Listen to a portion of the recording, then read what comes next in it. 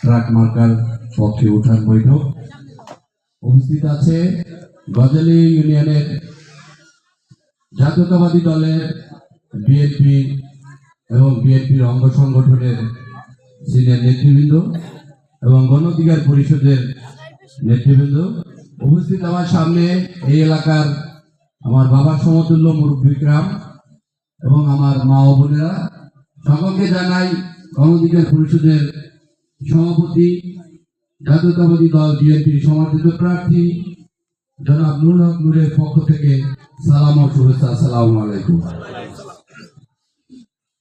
আমি শ্রদ্ধার সাথে স্মরণ করতে চাই যে আমার এই গলাচিপা উপজেলার রাজনৈতিক অঙ্গনের দুইজন রাজনৈতিক শিক্ষাগুরু, একজন হলেন জাতীয়তাবাদী দল বিএনপির সাবেক গলাচিপা উপজেলার সভাপতি আলহাজ শাহজাহান খান এবং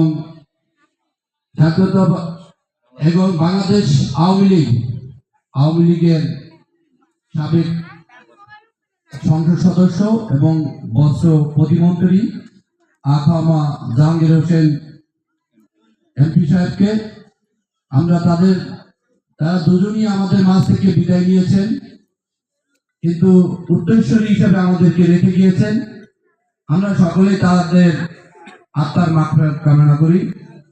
আল্লাহ তাআলা যেন তাদেরকে তাদের ভুলগুলি ক্ষমা করে দিয়ে তাদেরকে যেন জান্নাতের সর্বোচ্চ স্থান দান করেন। আমিন। আসলে মানুষ মরার পরেও মানুষ কিন্তু মানুষের মাঝে বেঁচে থাকে তার কর্ম। এজন্যই মানুষ তাদেরকে স্মরণ রাখে, তারা যুগ যুগ বেঁচে থাকে মানুষের মাঝে। তো যাই হোক, আজকে অনেক সময় হয়ে গেছে, আপনাদেরকে দীর্ঘক্ষণ বসায় রাখা হয়েছে। আমি আপনাদের মাঝে উপস্থিত হয়েছি। আমার এখানে বিএনপির অনেক সিনিয়র নেতৃত্ব বক্তব্য দিয়েছেন, তারপরে মামুন ভাই বক্তব্য দিয়েছেন, এরপরে আর বক্তব্য দেওয়ার কিছু থাকে না। প্রশ্ন ছিল যে কেন আমরা ডিভিজনকে ভোট দেব, আমরা তো বিএনপি করি, তাই না? তো আপনারা ভোট এই কারণে দেবেন, 17 বছর বিএনপি ক্ষমতার বাইরে ছিল, অনেক জেল জুলুম খেটেছে, নির্যাতনের শিকার হয়েছে। একটি সময় তারা অসহায় মতো সকল আন্দোলন সংগ্রাম ছেড়ে দিয়ে কেউ ধান খেতে, কেউ জঙ্গলে, কেউ এই এলাকা থেকে আর এক এলাকা পালিয়ে বেড়াইছে, কিছু করার ছিল না। সেই সময় ঢাকা শহরের মতো জায়গায় রাস্তায় কোনো মানুষ আন্দোলন সংগ্রাম করার মতো সাহস দেখাতে পারেনি। ঠিক সেই সময় এই গলাচিপা উপজেলার ওই চর বিশ্বাসের চরের ছেলে ঢাকা বিশ্ববিদ্যালয় কোটা সংস্কার আন্দোলনের মধ্য দিয়ে ডাকসুর নির্বাচন, 24-এর গণ অভ্যুত্থান, 3টি ঐতিহাসিক আন্দোলনে আপনাদের ওই চরের ছেলের অবদান ছিল। এবং যখন রাজপথে কেউ আমাদের সাধারণ মানুষের জন্য আমরা যে আমাদের অধিকার থেকে বঞ্চিত হয়েছি, সেই অধিকার নিয়ে একটা পর্যায়ে রাজপথে কেউ ছিল না, তখনই এই বিপিনুর রাজপথে ছিল, এই সাধারণ মানুষের জন্য আন্দোলন করেছে। আস্তে আস্তে বিএনপি এবং জামাতের ভাইদেরকে উজ্জীবিত করার চেষ্টা করেছে। একটা সময় আমরা সকলের সহযোগিতায় ইনশাআল্লাহ আমরা সাকসেস হয়েছি। তো এই জন্যই 17 বছর জাতীয়তাবাদী দলের চেয়ারম্যান জনাব তারেক রহমান 17 বছর দেশের বাইরে ছিল, এই দেশের আলো বাতাস মাটি সে গ্রহণ করতে পারেনি। তাকে এখন বাংলাদেশের আনাচে গানাচে গ্রামগঞ্জে শহরে সব জায়গায় দেখতে পাই। এটার অবদান এই জনাব নুরুল হক নূর। এটা কিন্তু আমার এই বিএনপি নেতা মামুন ভাই ক্লিয়ার করে গেছেন। তো এই জন্যই তারেক রহমানের যে 31 দফা এবং আগামীর যে বাংলাদেশ বিনির্মাণ করতে চায়, সেই বাংলাদেশে এই বিপি নুরের মতো কণ্ঠস্বর তার পাশে দরকার। এই জন্যই তিনি সিদ্ধান্ত নিয়েছেন আগামী যে সরকার হবেন সেই সরকারে এই বিপি নুরকে তিনি মন্ত্রী হিসাবে দেখতে চান। এই জন্যই তাকে এই গলাচিপা উপজেলা 10 পটুয়াখালী 3 এখান থেকে ধানের শীষের মার্কা রাখেননি। তিনি নূর ভাইকে এখানে সমর্থন করেছেন, কারণ তার মন্ত্রী হতে হলে তাকে আগে এমপি বানাতে হবে, আর এমপি বানাতে হলে বিএনপি এবং বিএনপি সহযোগিতা লাগবে। বিএনপির ভোটও তো দরকার আছে, তাই না? তাহলে যদি নূর ভাই এমপি হয়, ট্রাক মার্কা যদি আলাদা মার্কা থাকে, ধানের শীষে যদি মার্কা থাকে, তাহলে তো ভোট 2 ভাগে ভাগ হয়ে যাবে না? এই জন্যই তারেক রহমান সাহেব ধানের শীষের প্রতীক তুলে নিয়েছেন। ধানের শীষের প্রতীক হিসাবে এখানে ট্রাক প্রতীক, তিনি ট্রাক প্রতীকে সমর্থন করেছেন। তো এখন আমরা যদি বিএনপি করে থাকি, আমিও কিন্তু জাতীয়তাবাদী দলের আদর্শ, আমি একসময় ছাত্র দল করতাম, এখনো করি। তো আমরা যদি বিএনপি করে থাকি, আমরা যদি শহীদ প্রেসিডেন্ট জিয়া রহমানের আদর্শ ধারণ করে থাকি, বেগম খালেদা জিয়ার আদর্শ যদি আমরা ধারণ করে থাকি, তারেক রহমান যদি বিএনপি চেয়ারপারসন হয়ে থাকে, তাহলে অবশ্যই তো তার দলের সিদ্ধান্ত এবং তারেক রহমানের সিদ্ধান্ত আমাদের মানতে হবে, তাই না? তাহলেই তো আমরা প্রকৃতির বিএনপি, তাই না? তারেক রহমানের চেয়ে তো আর নির্যাতিত কেউ নাই, আছে? টেকি আর কেউ নাই, আছে? অনেকে বলে যে সে খুব টেকি। টেকি কিরকম ভাই? এই 17 বছরে তার এই ইউনিয়নে খবর নিয়ে দেখেন, যারা বিএনপি করছে তার নামও 5-7টা মামলা আছে, আছে না? ওই টেকি নেতার খবর নিয়ে দেয় 17 বছরে কি বলে যে 8 গান মামলাও নাই, 8 গান মামলা করে না, একটার অর্ধেক এই মামলাও নাই, আছে? তাহলে সে কেমন টেকি ভাই? একটা মামলা আছে, তাও তরুণ সমাজের যে গলা কাটা হয়, প্রশ্ন ফাঁসের মাধ্যমে যে চাকরি হয়, টাকার বিনিময়ে যে আমি তোমাকে প্রশ্ন দেবো, তুমি আমাকে 10 লাখ টাকা দেবা, ওইভাবে প্রশ্ন ফাঁস করে যে চাকরিগুলো দিছে, ওইটা ধরা খাইছে। ওই আর একটা মামলা এখনো আছে। লজ্জা আমাদের জন্য, জাতির জন্য লজ্জা। আপনি যদি প্রশ্ন চুরি করিয়া পরীক্ষা দিয়ে যদি চাকরি নেন, তাহলে যারা মেধা দিয়ে পড়াশোনা করছে, তাহলে তাদের কি অবস্থা? তাদের হাই হোটেল ছাড়া আর কিছু করার আছে? তাদের তো টাকাও নাই, আর ওই চুরি করা প্রশ্ন যেটা পরীক্ষাও দিতে পারে না, ঠিক না? তিনি এখন স্বতন্ত্র প্রার্থী। আবার এর পিছনে দেখি অনেক লোক আবার লাভ হয়, সে নাকি বিএনপি করতো। যদি বিএনপি করতো তাহলে তো তিনি তারেক রহমানের সিদ্ধান্তই মানতো, তাই না? আরে তারেক রহমান হচ্ছে আগামী ভবিষ্যতের প্রধানমন্ত্রী। কথা আছে না, যদি আল্লাহর সাথে সম্পর্ক থাকে তাহলে ফেরেশতার দরকার আছে? আছে? আপনার যে সরাসরি আল্লাহর সাথেই সম্পর্ক, তাই না? তারেক রহমানের সাথে যদি সে যদি তাকে ভালোই জানে, তার উপরে যদি হাত রাখে, তাহলে হ্যাঁ এমপিওর দরকার আছে, কারণ স্বয়ং প্রধানমন্ত্রী তো তার ভালোভাবে চিনে, যে কোনো কাজের জন্য সে ওখানে উপস্থিত হতে পারে, তাই না? তিনি সেই কথাকে অবাধ্য করেছেন। শুধু তাই না, তিনি 2001 সালে এবং 1-11 সময়ও তিনি এই তারেক রহমানের বেগম খালেদা জিয়া তার কথা অবাধ্য করেছেন। 1-11 সময় তিনি ঢাকা বিশ্ববিদ্যালয়ের ছাত্র দলের সভাপতি ছিলেন। যখন তারেক রহমানকে গ্রেফতার করা হয়, তখন তার কাছে ফোন আসে, তিনি ফোনটা বন্ধ করে দিয়ে দুর্গি প্রমাণ দিয়েছে। একথা বিএনপি ভাইয়া জানেন না, নাকি আবার আমি বিভিন্ন ভাইদের কেমন নামে মিথ্যা কথা করি? এগুলো জানতে হবে, ইতিহাস জানতে হবে, নেতার চরিত্র জানতে হবে।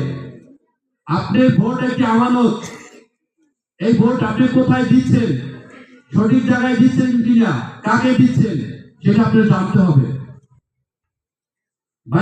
যদি ওই সোর্স আসতো বারবার যদি এমপি বানায়, তাহলে রাস্তার কামান নেতা পকেটে নিয়ে ঘুরবে আর আমরা কাতার মধ্যে আসবেন।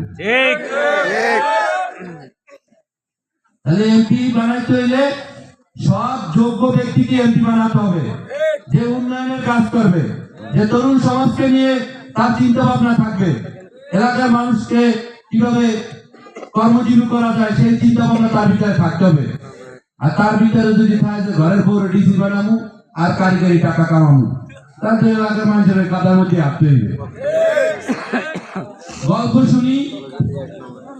শুনি যে সে নাকি এই উপজেলাতে নাকি অনেক চাকরি দিয়েছে। এখানে তো মাশাআল্লাহ আমার এখানে তো প্রায় 300-400 লোক হবে। আপনাদের পরিবারের কেউ কি একটা সমিতির চাকরি নাকি দিতে পারছে? পারে নাই। তাহলে সে কারে চাকরি দিয়েছে ভাই? তাহলে এই গল্প যে বলবে কি বলবো, দুঃখ লাগে।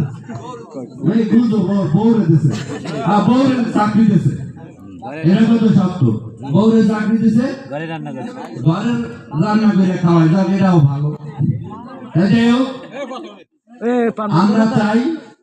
আমরা তার সমালোচনা করতে চাই না। আসলে যখন চোরের মার বড় গলা কথা আছে না, বড় বড় কথা যখন কয় তখন শরীরের মধ্যে রক্তটা আমি সৃষ্টিই ওঠে।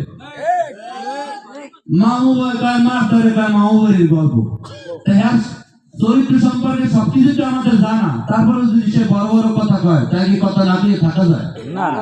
আমি পারি না ভাই। আমরা ওই 17 বছরও পারি নাই। এই সত্য কথা যাই কইতে যাই রাস্তায় বহুত মার খেয়েছি, আইসিইউতে গেছি, জেল খাচ্ছি, রিমান্ডে গেছি, তারপর সত্য কথা কিন্তু বাদ দিয়ে সত্য কথায় ছাড়ি নেই। ছাড়ছি বিভিন্ন কি কম নির্যাতনের শিকার হয়েছে? 25 বারের রূপে হামলা শিকার হয়েছে। ওই হামলা যদি একবার হইতেন, একবার আইসিতে গেলে দ্বিতীয়বার কান ধরে রাজনীতি ছাইড়ে দিতেন। কিন্তু আমরা রাজনীতিটা করেছি। আমার এই পটুয়াখালী গলাচিপা উপজেলা একটি প্রত্যন্ত অঞ্চল, চারিদিকে নদী বিস্তৃত এলাকা, এখানে কোনো উন্নয়নের ছোঁয়া নাই। আমার ভাইরা ভালোভাবে পড়াশোনা করতে পারে না, ভালো কোনো চিকিৎসার ব্যবস্থা নাই, ভালো কোনো রাস্তাঘাট নাই। চারিদিকে কিছু ফ্যামিলি আছে বংশ বড়, জোর জুলুম করে গরিবের টাকা খাইয়ে খায়, কিছু করার থাকে না, চর দল করে, ঘাট দল করে, বাজার দল করে, কিন্তু আমরা কিছু বলতে পারি না, কারণ আমরা তো মধ্যবিত্ত ফ্যামিলি। এরা কইতে যাইবে আর এরা মামলা খাইবে, তাই না? আর জোরদার মুলুক তার এগারোটাবার জোর আছে, ঘরের বউ ডিসি কইলি মামলার ভয় দেয়, এদিকে আবার মানুষগুলো চুপ থাকে। একটু চোখ ধরে চাইয়ে দেখেন যে পাশে যারা ঘুরে প্রত্যেকে 5 তারিখের পরে আঙ্গুল ফুলে কলা গাছ হয়েছে। ওই চর আছে কোরআনে, ঘাট আছে কোরআনে, সব ভাগত হলে আমি তো চিন্তা করতে খাই দিত। আমরা তো বিএনপি সার্কুট লাগিয়ে এই যে লুটে ফুটে খাইছি, তাই আমরা তো ভাবছিলাম যে বিএনপি মনে হয় ওই সদর প্রণামের মামুন ভাই মনে নমিশন দেবে, তাই আমরা তো সামনে আরো খাইতে পারবো। এখন তো দেয় যে বাতাস গেছে ঘুরিয়া গণের গেছে উল্টাইয়া। দেশে গেলে ওই চরের একটা ছেলে ডিগ্রি দূর, কিন্তু ওই চরের ছেলে বাংলাদেশ তথা বিশ্বকে মাতিয়ে তুলে রাখছে না? তার যোগ্যতা আছে বিদায় কি জনাব তারেক রহমান ভুল করে নাই করছে? তার যোগ্যতা আছে বিদায় জাতীয়তাবাদী দলের অভিভাবক হিসাবে তাকে এখানে সমর্থন করেছে।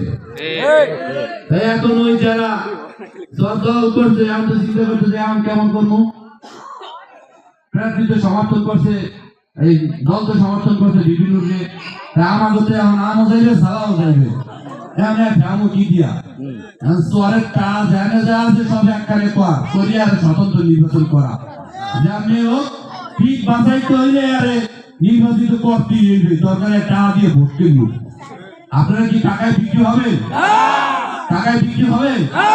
ওই চোর বাটপারদেরকে ভোট দেবেন? জমি দখলদারকে ভোট দেবেন?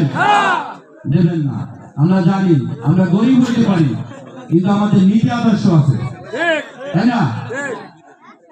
ওই বাটপার গুলো আমাদের টাকা পয়সা একখানে বইয়া তোমার মনে করেন লোকজন ভাড়া করে আর উপজেলায় গেলে ওই বাউফল আশেপাশে পটুয়াখালী জেলা মেলা গেলে লোক ভাড়া করিয়া নিয়ে আসছে, বড় বড় মিছিল দেখায়, চিন্তা করতে আছে খাইছিল এত বড় মিছিল, কিন্তু লোক যে কই কিনে আয় এটা একটু খবর হইলে তো দেওয়া যায় যে ভারতের লোকের না মিছিল করাইতে আছে, কারণ তাকে কিন্তু অস্তিত্বের লড়াই। ওই যে সোয়ার দল করছে, ঘাট দল করছে, যদি এমপি হয় বিপিনুর তাই তো ইয়া সব ছুটতে দিবে। ওই সোয়ার পাইবে, যার কার্ড আছে, যার জমি হেই পাইবে। তাই হেরা তো হাগো তো আমও যাইতেছে, ছাড়াও যাইতেছে, এই জন্য হেরা কাঁচা দিয়ে হেরাও নামছে, ওদের চোর বাটপাল নিয়ে নামছে। যাই হোক, আমরা তো তাদের ইতিহাস জানি, কিন্তু যতই তারা লাফাক, ভোট আপনার ভোট আপনি দেবেন, পর্দার আড়ালে দেবেন, জেনে শুনে ভোট দেবেন, তাই না? তবে যারা বিএনপি করি, যারা বিএনপি করি তারা তো ভুল করতে পারি না, পারি? তারা ওই জনাব তারেক রহমান যাকে সমর্থন করেছেন, ওই ট্রাক মানেই ধানের শীষ। গণঅধিকার মানুষ তো আর ভুল করতে পারে না, পারে? আমার গণঅধিকার লোক করতে পারে দেন এখন যে আবার বিএনপি লোক ওই করা লাগে। আরে ভাই, গণঅধিকার আর বিএনপি 17 বছর লড়াই ছিল খালেদা জিয়ার মুক্তির লড়াই। একটি কথা বলেছে যে খালেদা জিয়ার মুক্তি হলেই গণতন্ত্রের মুক্তি হবে, আর গণতন্ত্রের মুক্তি হলে বাংলার মানুষ মুক্তি হবে। আমরা মুক্তি হয়েছি না? আমরা স্বাধীনভাবে কথা বলতে পারছি না? এটাই বিপিনুরের কারিশমা। অতএব বিএনপি বলেন, গণঅধিকার বলেন, আমরা সবাই ভাই ভাই। এবং পাশাপাশি আওয়ামী লীগের ভাইদেরকে বলবো, জাতীয় নির্বাচন, জাতীয় রাজনীতি আর স্থানীয় রাজনীতি এক না, এক। আমরা কিন্তু মনে অনেক কিছু কইছি কারে ব্যক্তি শেখ হাসিনার বলি নাই, বলছি আওয়ামী লীগের সরকার যারা চোর পাটপার মন্ত্রী আসলে হ্যাঁগুলারে কইছি। আমরা কি ব্যক্তি হাসিনার বলছি? উনি তো প্রধানমন্ত্রী, উনি তো দায়িত্ব দিয়ে একজনের পাঠাইছেন। হে যদি খাইয়া হালায়, আমার আগে যদি খাইয়া হালায়, এ দোষ কি শেখ হাসিনা? শেখ হাসিনার না।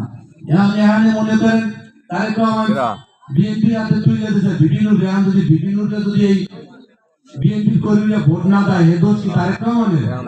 তারেক রহমানের না। আরে শেখ হাসিনার আমরা দোষ দেই না, দোষ দিচ্ছি তার আশেপাশে যে চাকরি হয়ে গেছে, চোর শাস্ত্র ছিল, যারা আমাদের গরিবের হক মেরে খাইছে, আমরা তাদের বিরুদ্ধে লড়াই সংগ্রাম করছি। এই দেশের আওয়ামী লীগের মন্ত্রীরা বিদেশে হাজার হাজার কোটি টাকা পাচার করছে এবং বাড়িগাড়ি করছে, এগুলো আপনারা জানেন না? জানেন তো?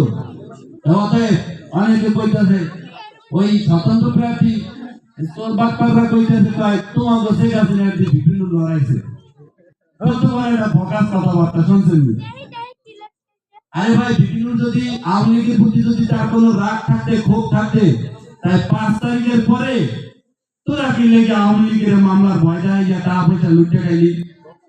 তোরা কি লেগে তাদেরকে মামলায় দিলি, এলাকা ছাড়া করলি, তাদের ব্যবসা থেকে চান্দা দিলি, তাদের যে গাড়ি যারা ছিল সেগুলো ভাগাই নিলি? তোরা কেন করলি? আমরা তো গণঅধিকার পরিষদ কিংবা বিপিনুরের পরিবার কেউ বলতে পারবেন যে আওয়ামী লীগের কোন নেতা বা কোন কর্মী গায়ে একটা ফু দিয়েছে? ফু কেউ বলতে পারবেন? কারো তো জোর করে কিছু লিখি, কারো দিকে আঙ্গুল তাকাই কথা বলছি? বলি নাই। যদি কেউ প্রমাণ দেখাইতে পারেন তাহলে এই দেশে আর রাজনীতি করব না। তবে আগামী দিনে আমাদেরকে এই গলাচিপা উপজেলায় আমাদেরকেও হামলা করছে আওয়ামী লীগের লোকেরা, করছে না? আমরা যদি চাইতাম প্রতিশোধ নিতাম, তাহলে 5 তারিখের পরে তাদেরকে লড়াইতে পারতাম না? হ্যাঁ, এই ইন্টারিম সরকার ডক্টর মোহাম্মদ ইউনূসের সাথে নূরবাইদের কি সম্পর্ক সেটা আপনারা জানেন না? তার মন্ত্রী পরিষদে আমাদের গণঅধিকার পরিষদের ছাত্র সংগঠনের 2 জন মন্ত্রী ছিল। একজন মন্ত্রী সারা বাংলাদেশের যে কোনো জায়গায় ফোন দেবে, ওই এলাকাটা উল্টে পাল্টাই হারাইবে, একজন মন্ত্রীর পাওয়ার। তাই 2 জন মন্ত্রী ছিল। আমরা যদি চাইতাম তাহলে তো 40 আর মারি নিচে গেলে তুলে লই যেতে পারতাম না? তাহলে আমরা তো করি নাই, কারণ আমরা চেয়েছি পরিবর্তনের রাজনীতি। আমরা সহিংসতার রাজনীতি চাই নাই, আমরা প্রতিশোধের রাজনীতি চাই না। এই দেশের আমরা চাই এই দেশের গরিব দুঃখী মেহনতি মানুষের উন্নয়ন, তাদের ভাগ্যের উন্নয়ন। এই জন্য আমরা আওয়ামী লীগ, বিএনপি, জামাত, গণঅধিকার পরিষদ, চরমনাই সকলকে নিয়ে আগামী যে সরকার হবে ওই সরকারের বিপিনুরকে মন্ত্রী বানাতে চাই এবং এলাকার উন্নয়ন করতে চাই। আমাদের লক্ষ্য উদ্দেশ্য এটাই। এখানে তো আওয়ামী লীগ বাদ দিয়ে তো আমরা রাজনীতি করতে পারবো না? পারবো? তাদের তো ভোট আছে, তাই না? আমি বলবো আওয়ামী লীগের ভাইদেরকে বলবো, যারা মিষ্টি কথা বলে, মিঠা কথা, আমাদের গ্রামের ভাষায় বলে না মিঠা কথায় ভিটা হর্ষা বলে না। এই 5 তারিখের পর কিন্তু বহু টের পাইছেন যে কারা আপনাদেরকে 5 তারিখের পরে মামলা দিছে, এলাকা ছাড়া করছে। এই 5 তারিখের পরে এইটা যদি আপনারা শিক্ষা না নেন, যদি ওই 12 তারিখে যদি ভুল করেন, তাহলে আগামী 5 বছর আপনাদের এই কানতে হবে এবং এই জ্বালা পোহাইতে হবে, হবে না? তা আপনারা কি সেই ভুল করবেন? করবেন না। আর আমরাও কথা দিচ্ছি, আমরাও কোনোদিন, আমি আমার দল এবং আমাদের জোট বিএনপি, এখানে আমরা যারা আছি সকলেই মিলেমিশে আমরা এই এলাকার উন্নয়নের স্বার্থে আমরা আওয়ামী লীগকে পাশে চাই, তাদেরকে নিয়েই আগামী বাংলাদেশ গড়তে চাই। আপনি ইতিমধ্যে দেখেছেন বাংলাদেশের বিভিন্ন জায়গায় আওয়ামী লীগের অনেক নেতারা তাদের নিবন্ধন রাজনৈতিকভাবে আইনিভাবে স্থগিত রাখা হয়েছে। তাদের নেতারা দেশ থেকে পালিয়ে গিয়েছে, তারা তো এলাকায় থাকতে হবে, তাই না? তাই যে কোনো কারো না কারোর সাথে তো মিলেমিশে, সবার সাথে মিলেমিশে থাকতে হবে, তাই না? কিন্তু যারা আগামী সরকার গঠন করবে তাদের সাথে তো আপনাদের বেশি মিল রাখতে হবে, তাই না? কারণ তারাই হবে আপনাদের অভিভাবক, তারাই আপনাদের দেখভাল করবে, তারাই আপনাদের নিরাপত্তা দেবে। তাই এই জন্য আমরা এই ভুল যেন না করি, কারো পাতানো ফাঁদে যেন আমরা না পড়ি। অনেক নেতা আছে গলাচিপা উপজেলায় যাগো নেতৃত্বে আপনারা আওয়ামী লীগ করছেন, হ্যাঁ, কিন্তু আমাদের আড়াই দিয়া 5 তারিখের পর টুকি বলান গেছে না? কয়দিন পরে দেখবেন আমি করে দিলাম, লেখতে রাখেন। কয়দিন পরে ওই নেতারা মোটা অঙ্কের একটা টাকা ঘুষ খাইয়া ওই স্বতন্ত্র প্রার্থীর পক্ষে নামবে। যদি না নামছে তাহলে আমার সেদিন বললেন, আজকে বলতে গেলাম। অনেক আওয়ামী লীগের নেতারা দেখবেন গেলে হাগুলাকে মিলিয়া গেছে, তাই এইবার আমাদের ফোন দেবে, আমি তো অর্ডার করি, ফোন দেবে যে ওই সামনে 12 তারিখে ওই অমুকের পক্ষে ভোট দিস। কই থেকে আরে কর্মী রে, আপনি কিন্তু এলাকায় রয়ে গেছেন, আর হে কিন্তু ওই সিটের ফ্যাক্টরি করে যা কামাইছে এই গেলে 5 তারিখের পরে কিন্তু আমরা হারাইতে পড়াইছে। অর্থাৎ দুর্নীতি করতে হয় এই খেসারিতে তৈরি সাধারণ কর্মীদের, তাই না? তাহলে এই ভুল আমরা করবো না, আমরা নেতার কথাও শুনবো না।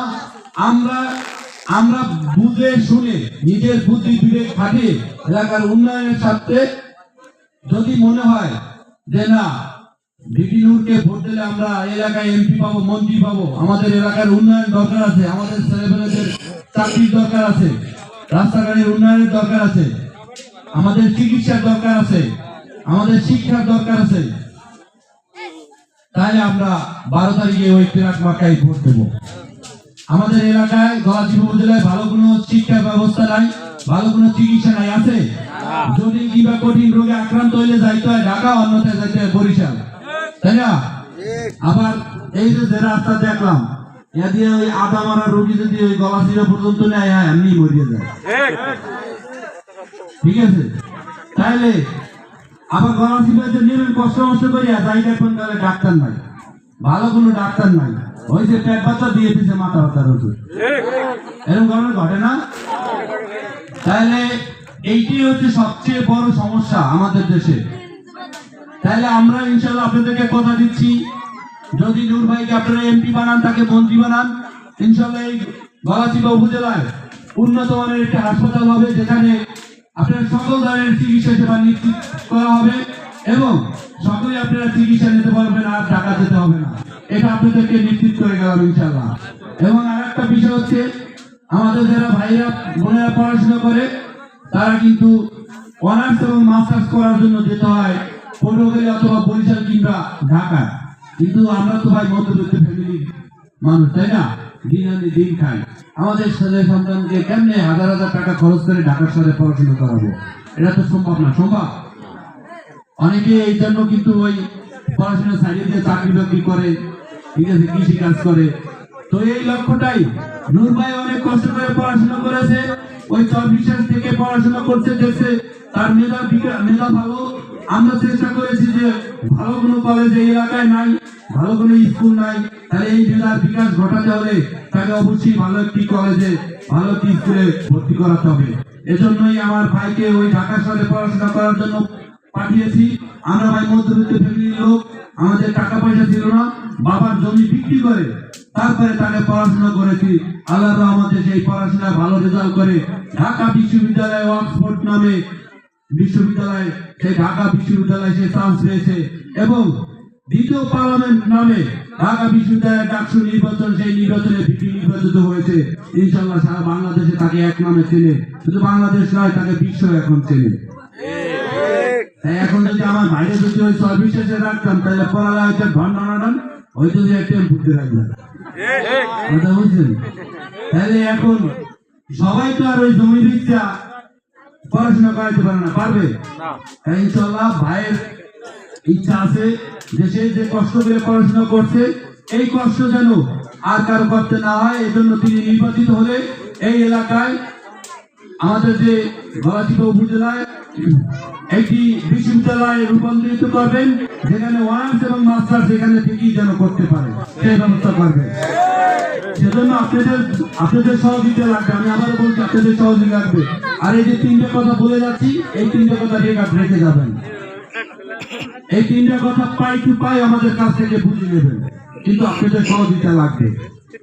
আর হচ্ছে আমাদের এই এলাকায় অনুন্নত, চারিদিকে রাস্তাঘাট ভাঙা, ভালো কোনো রাস্তা নাই। ইনশাল্লাহ এই উন্নয়ন যদি আল্লাহর রহমতে আপনারা যদি তাকে মন্ত্রী বানাতে পারেন, যেরকম ভিডিও সারা বাংলাদেশ বিশ্বকে তাক লাগিয়ে দিয়েছে, মন্ত্রী হলে ইনশাল্লাহ এই উপজেলা, এই জেলা হবে একটি রোল মডেল, যেখানে সারা বাংলাদেশের মানুষ এখান থেকে আইসা ঘুরে যাবে এবং উন্নয়ন দেখে যাবে। তো এই জন্য আপনাদের সকলের কাছে একটি অনুরোধ জানিয়ে আমি আমার বক্তব্য শেষ করব।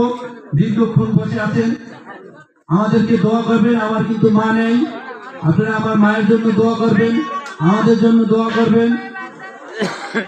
আমরা আপনাদের সকলের জন্য দোয়া করি। আপনারা আমার বাবার বয়সী, আপনারা আমার মায়ের বয়সী, আমরা সন্তান হিসাবে আপনাদের কাছে একটি দাবি জানাই, আপনারা আমার পিতা মাতা, আমরা সন্তান হিসাবে আপনাদের সেবা করতে চাই।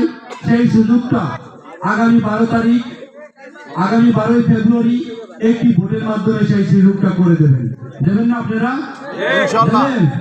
এটা হাত জায়গায় দেখান, সবাই হাত জায়গা, একটা স্লোগান দাও, একটা স্লোগান দাও, এই মামুন স্লোগান দাও।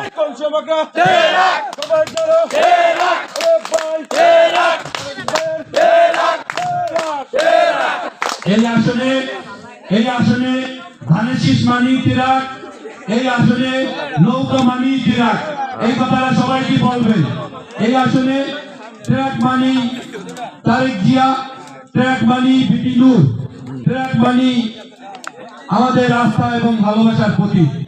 তাই আপনাদের কাছ থেকে আমি বিদায় নিচ্ছি। আমি ধন্যবাদ জানাই এই গজারিয়া ইউনিয়নের বিএনপি নেতৃবৃন্দ যারা আমার সাথে এখানে সময় দিয়েছেন এবং আপনাদের মূল্যবান বক্তব্য রেখেছেন। আরো ধন্যবাদ জানাই গণ অধিকার পরিষদের সভাপতি, সেক্রেটারি সহ অন্যান্য অঙ্গ সংগঠনের নেতৃবৃন্দ। আর একটি পরিচয় আছে, এই বাড়ি কিন্তু আমার ভাইরা বাড়ি, বিশেষ বাড়ি আমার ভাইরা বাড়ি। আমি কিন্তু বিবাহ করছি গলাচিপা কলেজ পাড়া, এই আমার পাশে আমার শ্বশুর নয়নাঙ্গল। তো সেই সুবাদে এটা হচ্ছে আমার ভাইরা বাড়ি, নিজাম বিশ্বাস, চেনেন আপনারা? মোটা সোটা উনি কিন্তু আমার ভাইরা, ঠিক আছে?